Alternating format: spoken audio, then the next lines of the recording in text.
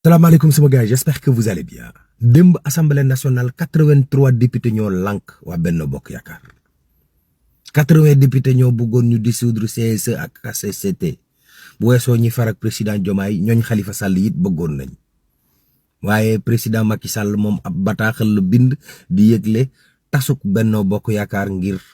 reculer pour mieux sauter ay élection lañ jëm mu ngay waajal boppam. Abdou Mbow ne tey jii danañ déposer motion de censure boo xam ne gouvernement bi fi nekk dañ koy nërmeel fi suuf dañ koy tas ndax ki ko jiite incompétent la musiba la foofa.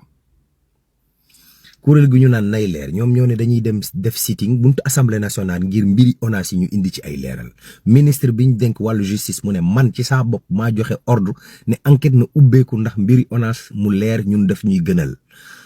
njàng mi armée dugg ci loolu le ministre de l'éducation bëgg ak ministère des forces armées te boo sàgganut école bu ubbiwaatee l'armée dinañ ci def ay mbir yoo xam ne dina gën a def yar ci ndaw ñi waaw. ministre de l'intérieur moom dafa bëgg gàmmu gi takk der yi waajal seen bopp ndax lépp yemb na fi ñoom wallaay ndeysaan.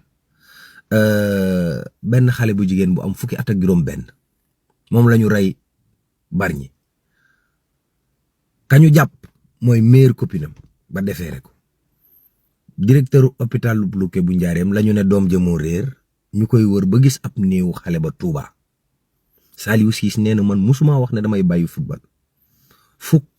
ak ñaar ci 26 yi Aliou Cissé convoqué ñoo ñëwagum entraînement équipe nationale. Cheikh Omar Diagne mook sëñ Modou Bousso Dieng sëñ Modou nee na moom ba tey mu ngi maintenir li mu waxoon jugu ci puusut paasut tifaaraat na tifaar yu gën a ñaaw.